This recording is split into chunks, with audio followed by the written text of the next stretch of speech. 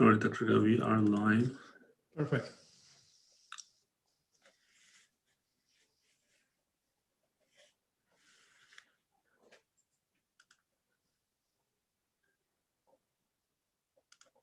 Okay, we are live. Good afternoon. This is American Surgery Center Bariatric Program. It is March 3rd, 2021, our Wednesday weekly bariatric journey event with Dr. Irgau. We are going to talk about obesity and the obesity during the COVID time, COVID-19. And we covered this last year a little bit, but this is slightly different with the vaccine being available. And also we have some data that we would like to share with everyone. So I'm going to ask Dr. Irgau to introduce himself, and then we'll start from there. Thank you, Kemal. Good afternoon, everybody. I'm Dr. Irgau. I am the president of CHRIAS, the Christiana Institute of Advanced Surgery. My area of expertise, my specialty is weight loss surgery or bariatric surgery. Along with my associates at CHRIAS, I am part of a group that is the most experienced when it comes to bariatric surgery in our area. I'm happy to say that with my associates, I set up and implemented bariatric programs of excellence in many of the areas, health systems. The latest one being the American Surgery Center, which is one of the very few ambulatory surgery centers that have been certified as centers of excellence for bariatric surgery by the MBSA QIP. Thank you, Kemal. Well, thank you, Dr. Irgau. So now let's go ahead and actually open up our presentation. Many of our patients already know and familiar with what we are presenting, the way we are presenting. So, but I'm going to go through with our other surgeons who are part of the program. As Dr. Irgau being with us today, we have Dr. Gail Wynn for 20 years with bariatric surgery, Dr. Michael Peters over 15 years, and Dr. Rolsey and Dr. George Ibrahim, who are with us in the last several years. And Dr. Sachin Wade on the colorectal side. And March actually is colon cancer awareness month. And tomorrow, actually, I'm going to have an event with Dr. Wade in between his office hours. While we are on this slide, I have our nutritionists, Amy Wilkerson, Beth Wright, and Fran Tacone. They are with our patients from beginning to the end. And after the surgery, as needed, they are part of the program. And it's great to have them. As Dr. Irgau mentioned, we are the most experienced surgery group in bariatric in United States. So I can say this very comfortably with over 10,000 surgeries, bariatric surgeries in the last several years. And just over the past 3 years, it's over 2,000 total cases being done. Now, these things are important. And Dr. Irgau, you mentioned something a little bit differently. You know, every time you do these events, I pick up stuff in a different way. And one of the things that you said, we have done this in different programs, different facilities. Now, this event is for American Surgery Center. It's one of the surgery centers, only 10 out of 9,300 surgery centers in the United States with the Bariatric Center of Excellence certification.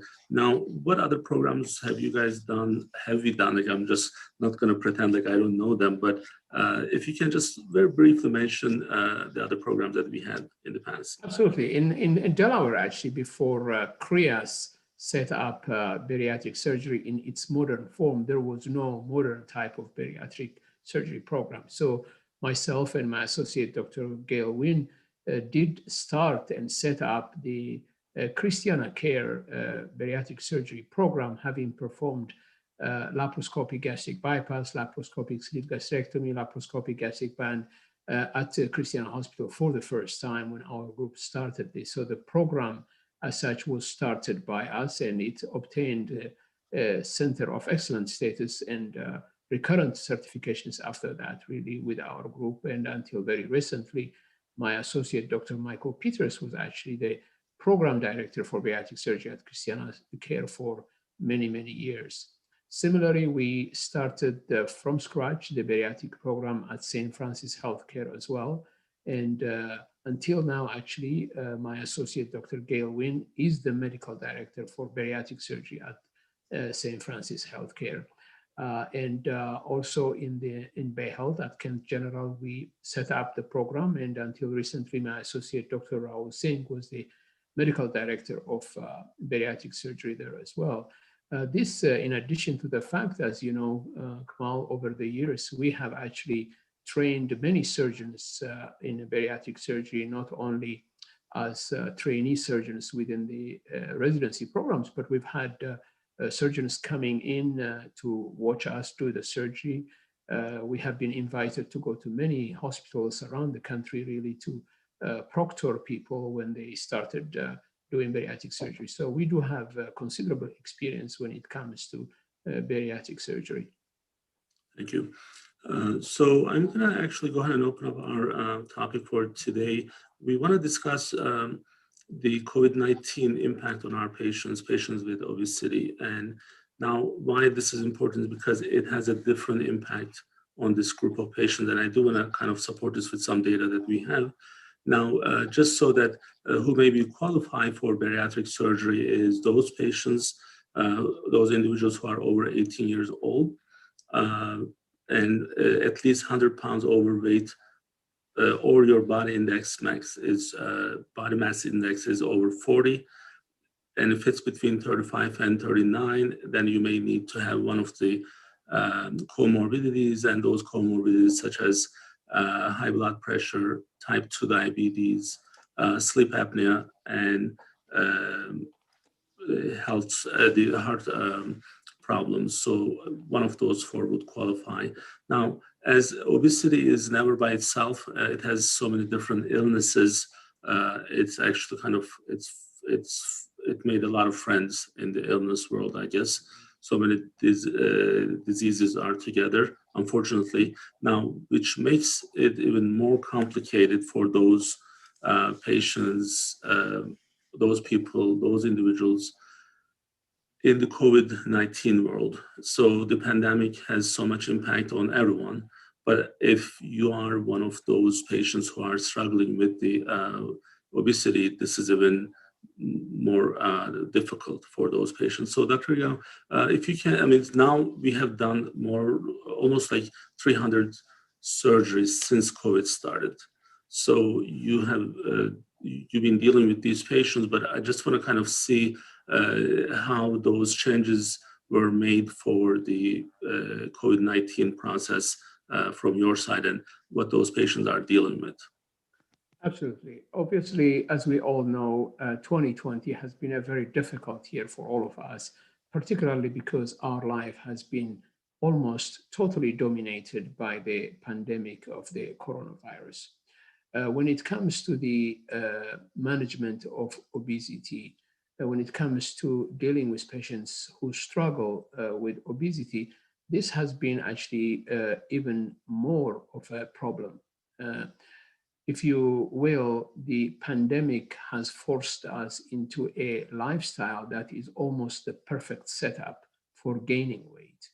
And almost everybody has experienced that. I have seen that in my family members, I have seen that in my friends, and I've seen that in my patients as well, as people found themselves really gaining weight as the pandemic raged across. And the reason for that is simple. Really, we have been segregated into our houses or into a limited space. Many places that we had gone to work out have been closed because there were concerns about food shortages, particularly at the beginning of the pandemic.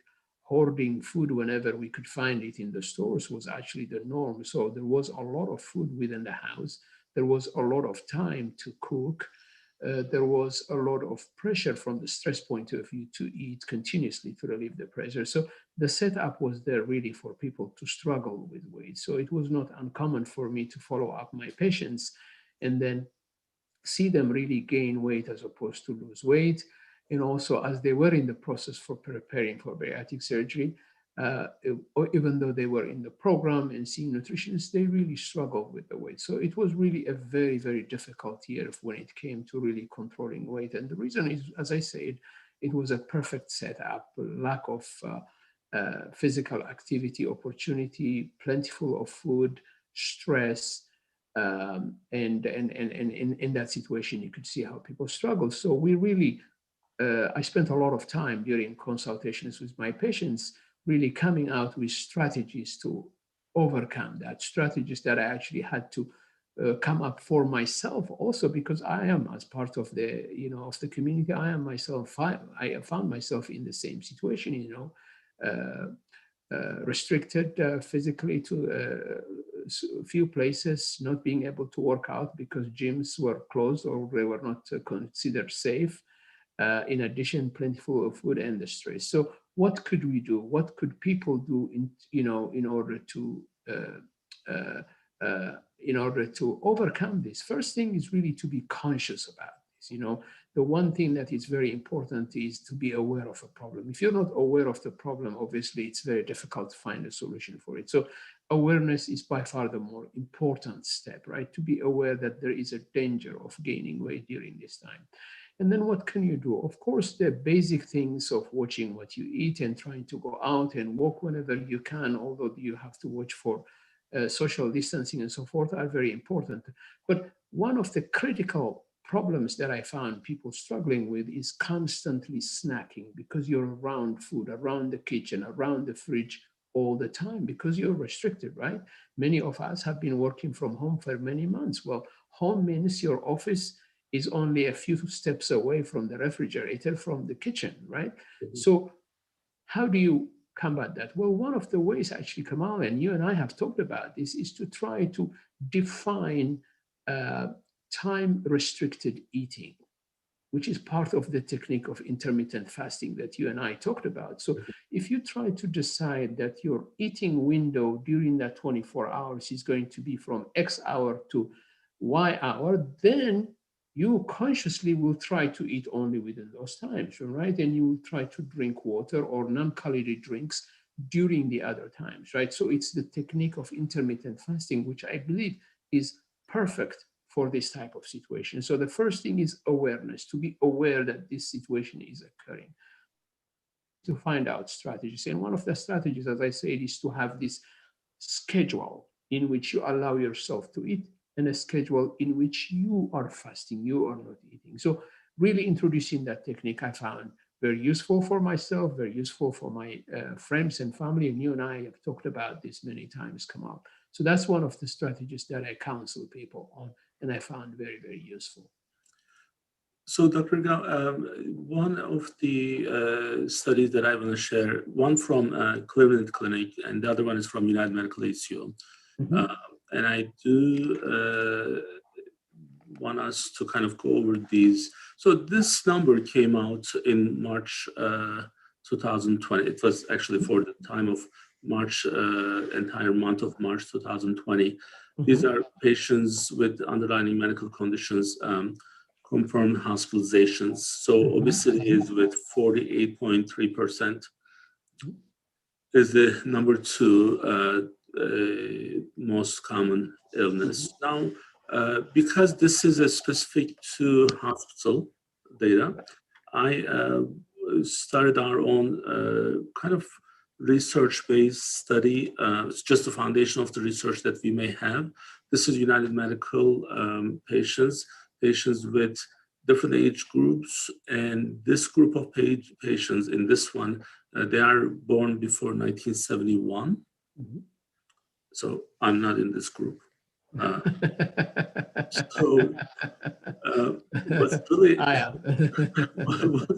What's really interesting is the percentage of the patients who have obesity. That's 60.2% of the patients who were positive with COVID-19. 60.2% have obesity. Either they have obesity or they have morbid obesity. Mm-hmm. So, I mean, I think this is really important, right? Absolutely. So now, And you are our surgeon in this setup, and I'm not a clinician, but I manage clinical settings. Mhm. The struggle that I have Mhm. when I hear these, especially in the beginning when we stopped doing procedures in the hospital setting, we still have some restrictions. Immediately, we actually put the patients with obesity out of the uh, first patients to be taken care of. We just put them out of the hospital setting, saying that no, this is not a real disease. Don't worry about it. So it's an elective surgery. Mhm. That I still have a problem, as you can tell. I still have a problem Absolutely. with that. Now, Absolutely. we for a long time we didn't identify this issue as a properly, and now we did, and then all of a sudden we have a pandemic, and then some hospital system or one or two or five, they said, well, obesity is not a real disease. Don't worry about it. It's an elective surgery. And it's not. Now we see it with the numbers. Initially we saw it, and now we see it with our own numbers. These patients that I'm sharing, they're not hospitalized patients. They're not all of them, at least. So when this issue is at the level of 60%, which is number two, again, highest illness, how can we actually tell the patients that, well, we're going to delay your settings? Now, we didn't. We didn't. Now, I want you to kind of talk about the process that we have at American Surgery Center, how we made changes for our patients, and why it's now the safest place for them to have a surgery.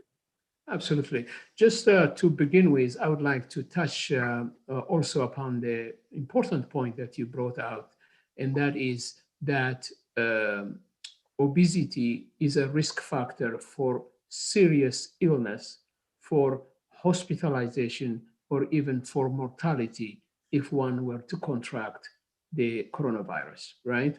That's an important thing that we actually discovered very early when the coronavirus epidemic hit us over a year ago. One of the first things that doctors noticed was that the people who were struggling the most with this illness or even dying were people within a certain age category, but also people who struggled with obesity. So we identified obesity as a risk factor for serious illness or even mortality if affected by the coronavirus very early, right? So that's an important factor. So protecting those patients was very important. Well, you say protecting if you think this is going to be a pandemic that's going to be over in 2 months, but we are a year and more and counting, and we're still in the middle of the pandemic, right? So yes, we do want to protect everybody, all the whole population, with the basic measures that we take of social distancing, washing hands, and also wearing masks. And whenever we listened and adhered to that, we did a great job. Okay, but the pandemic still existed. The society is still struggling, right? So trying to get people who have obesity protected is important. And now that we have the vaccine, obviously we have to give priority as well as a category. But an important point that we made as bariatric surgeons is we say, look, if we are able to do elective surgery, let's not push bariatric surgery into the back burner as if this was, liposuction or skin remodeling surgery or cosmetic surgery. This is an important medical treatment for a very serious disease, a disease that is at the center and at the front when it comes to risk factors from the pandemic.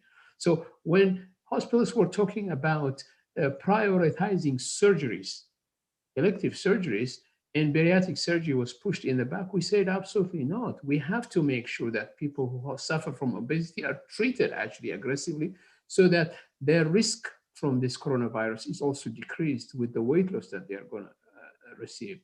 So we were very much proactive in this setting in making sure that the American Surgery Center could continue safely with bariatric surgeries. Now, there was a time in which you made a decision that the American Surgery Center should hold off from doing surgeries because it was a time back in April of last year when there was really a lot of unknown, and you wanted the surgery center to hold its supplies available in case the hospitals were going to be running out of supplies. That was very important. But as soon as we knew we could do surgeries, we started doing surgeries safely. So what we did at the surgery center is, for instance, we decreased other types of surgeries that were going to increase the traffic of patients, right? We made sure that there was adequate room for patients to come in the preoperative area, in the lobby, preoperative area, the surgery itself, the recovery area, so that there would not be too much crowding, right? We made sure we tested all our patients. We made sure that we had measures in place so that everybody who works at the surgery center was also screened properly. In that way, we were actually able to safely restart and undertake bariatric surgery. And I have to say, we have done a fantastic job. Now, as it happens, being in a surgery center was actually conducive for us for this situation, because we ended up just taking care of bariatric patients and no other illnesses at that time, which means that as opposed to the hospital where patients go with all sorts of illnesses, including infections with COVID-19, when you're at the surgery center, you're much more protected against being exposed from the coronavirus. So the surgery center, I think, did a great job. It was the right decision for us to open up early and do safely. And the fact that we were able to do so many surgeries safely speaks really very, very loudly about the fact that the surgery center accomplished a very important mission really in our community in terms of addressing obesity, Kemal. So it's again, it's so important. So what we have to go through initially, I mean, you said it really nicely when initial time when we stopped doing the procedures, because with the unknown, there was also some pressure that we felt that we had, because hospitals always have this loud voice in public, and then although we actually reach out to them and then ask them if they need any help, we would be ready to open our ORs and ventilators, make them available. There was no interest. And then we said, okay, so we have to really just do what we need to do. But we didn't take it lightly, and we actually started the process in a way that we limit the number of patients and the way the patients coming in and going out. Now, in that time, though, like one really maybe important part for the bariatric patients center now is more like the bariatric center. So, I mean, we do other procedures, obviously, but it was almost like a little VIP treatment for our patients with bariatric surgery, because we limit the number of cases. So now, even with this process, I mean, the pandemic going through, we finished close to 300 cases, 300 bariatric cases, and I think our team, our nursing team, also did excellent. So one other thing is, again, knowing versus something that's unknown, how our approach changes.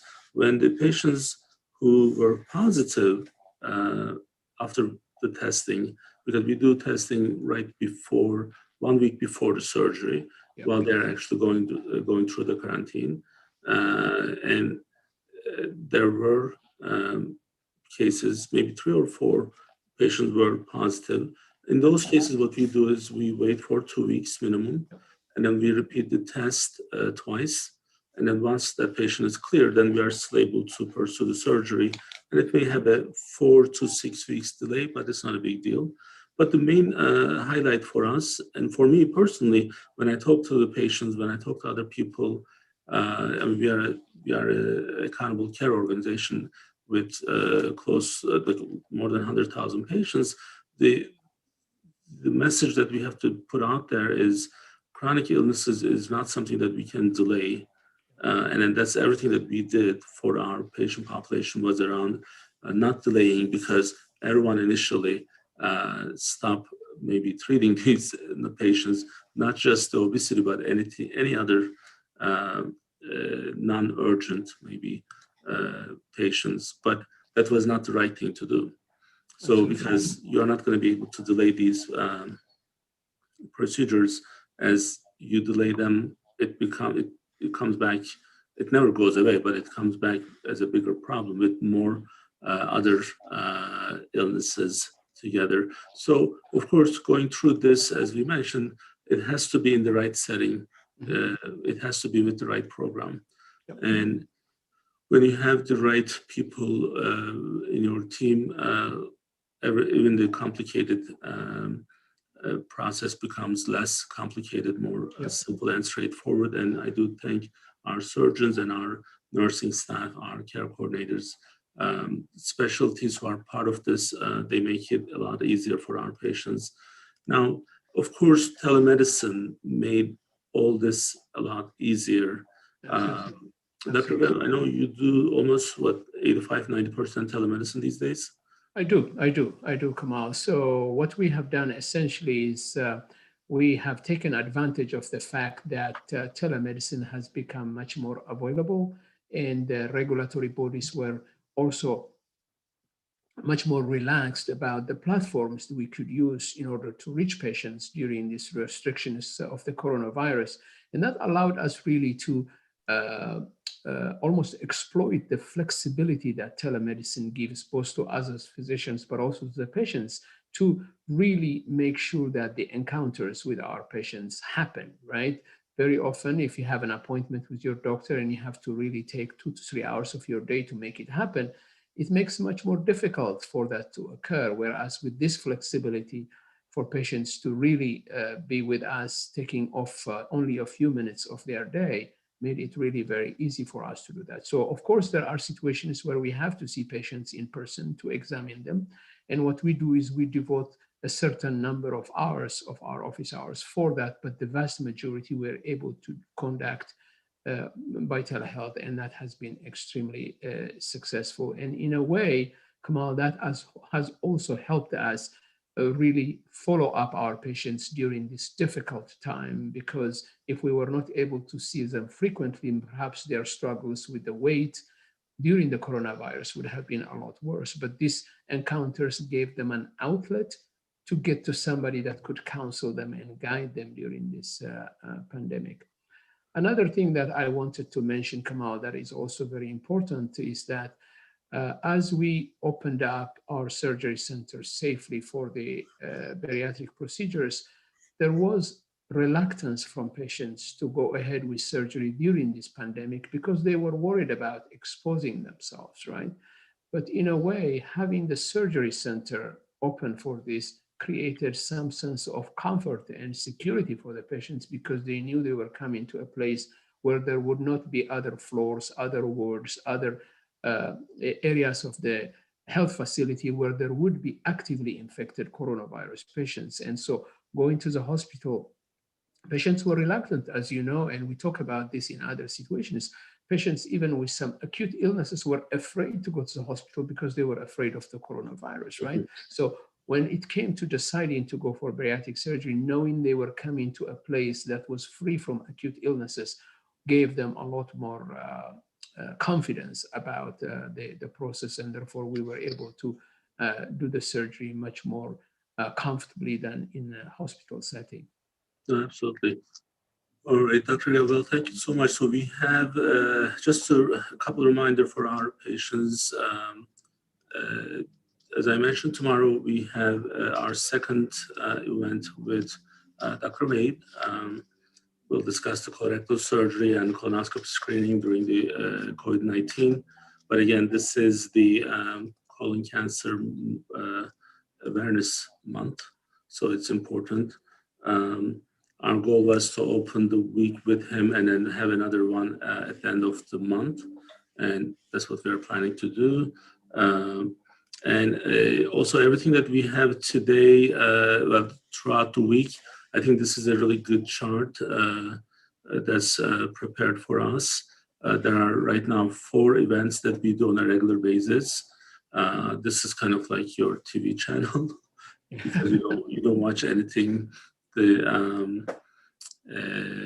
What was that show that everyone was watching? The winter coming.